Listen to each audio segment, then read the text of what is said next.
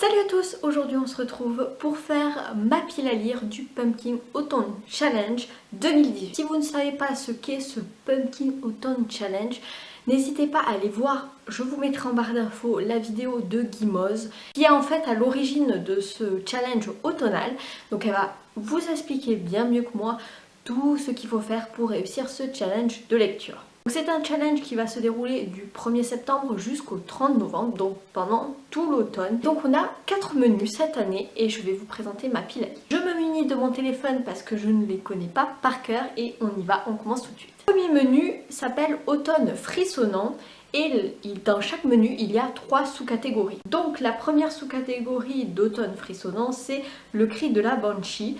On doit lire un livre d'angoisse, d'horreur, d'épouvante, un thriller ou un policier. Pour cette catégorie, j'ai choisi 2 romans. Le premier, c'est Qui de Jack Expert, où là on est vraiment sur du gros thriller. En 1994, dans une résidence pavillonnaire, dans un lotissement où tout le monde se connaît, on va retrouver la petite Laetitia qui a été violée et assassinée dans un bois pas très loin de chez elle. L'auteur de ce crime n'a jamais été identifié. 10 ans plus tard, il y a 4 hommes qui s'apprêtent à regarder une émission de télévision d'affaires non résolues dont le thème ce soir-là est justement l'affaire de la petite Laetitia. Et tout au long de cette émission, ils vont se rappeler des choses puisque c'est eux qui ont trouvé le cadavre à l'époque où ils étaient voisins.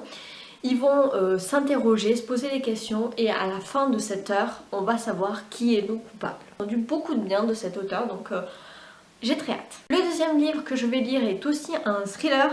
Il s'agit de Modus Operandi de Marin Ledin aux éditions Le Livre de Poche. Ici, on va suivre un inspecteur de police, Éric Darieux, qui est plutôt alcoolique et marginal et il va enquêter sur la disparition des enfants à Grenoble. Tout ça à travers un brouillard d'alcool. Il va être tourmenté par les méandres du passé dans la mémoire urbaine.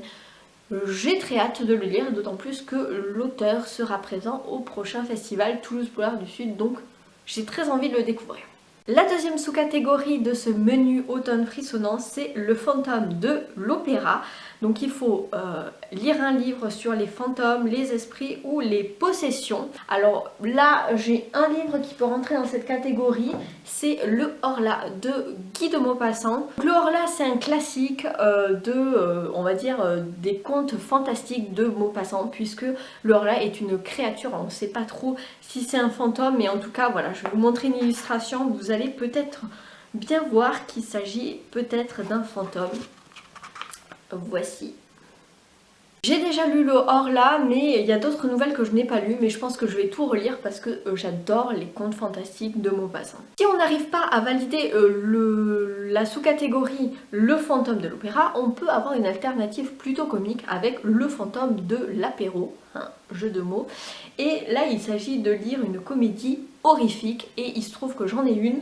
Il s'agit du Bourbon Kid, le 6e tome de la saga que j'adore et dont je vous parle énormément et ça sera l'occasion de sortir de ma palle. Et enfin la dernière sous-catégorie de ce menu, c'est vous prendrez bien un verre de True Blood. Donc là il s'agit de lire du vampire, du zombie, bref une créature assoiffée de sang qui a la fâcheuse tendance à dévorer tout ce qui bouge.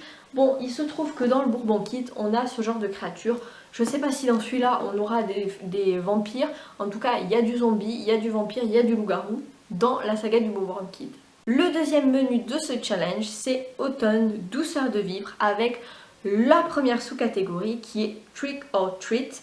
Donc il s'agit de lire un livre sur la thématique d'Halloween. Donc malheureusement, je n'ai pas de livre dans ma palle qui a cette thématique. La deuxième sous-catégorie, c'est Pomme au four, tasse de thé et bougie.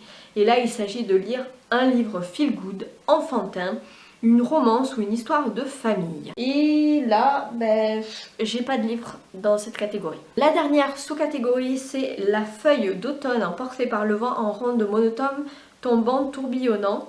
Donc là, il s'agit de lire un livre aux couleurs, avec la couverture qui a les couleurs de l'automne, à savoir le rouge, le jaune, le marron ou le orange. Je peux reprendre Maupassant, mais je peux également prendre Price de Steve Tessich aux éditions Point. Alors celui-là il est très shiny, je ne sais pas du tout de quoi ça parle mais en tout cas il est très rouge. Le troisième menu de ce challenge c'est automne ensorcelant et la première sous-catégorie c'est Witch's Brew. Donc là il s'agit de lire de la magie dans un univers de SSFF et je n'ai pas de livre qui rentre dans cette catégorie. Ensuite, nous avons Cristaux, Tarot et Encens avec des livres étranges, mystères, freaks, petits frissons et ésotérisme. Et là non plus, je ne crois pas que j'ai de livres qui rentrent dans cette catégorie. Ensuite, la troisième catégorie de ce menu, c'est Bal et Pâtes, avec donc de l'historique, du classique, du féminin ou du féminisme. Et en matière de classique, je peux encore une fois ressortir Maupassant et les contes. Celui-là peut valider quand même 3 sous-catégories, c'est quand même pas mal. Enfin, le dernier menu de ce challenge, c'est Automne Enchanteur, avec la première sous-catégorie qui est les métamorphoses, où il s'agit de lire de la transformation, de l'hybride ou de l'animalité.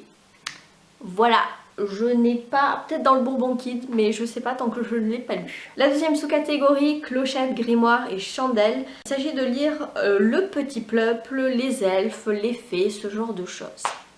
Et encore une fois, je n'ai pas ce genre de livre.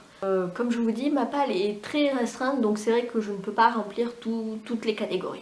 Et enfin, la dernière sous-catégorie du dernier menu, il s'agit de Au détour de Brocéliande, où il s'agit de lire de la nature, des légendes, du nature writing. Et encore une fois, je n'ai pas de livre qui rentre dans cette catégorie. Mais bon, vous l'aurez compris, moi ça sera plutôt sous le signe du thriller et de Jacques Expert. On a Modus Operandi de Marin Ledun. Le Bourbon Kid qui est quand même du bon gros thriller fantastique que j'adore. Price, celui-là je pense que c'est du contemporain. À voir, je vous en reparlerai. Et enfin, Maupassant. Ça, on est vraiment dans la thématique du fantôme, fantastique, un petit peu brumeux comme ça.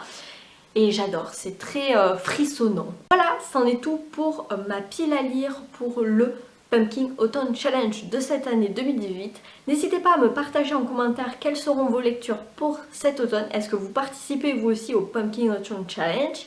Quelle est votre palle? Et puis bien évidemment je vous reparlerai de toutes ces lectures dans un point lecture. En attendant la prochaine vidéo, je vous souhaite d'excellentes lectures et je vous dis à bientôt. Ciao!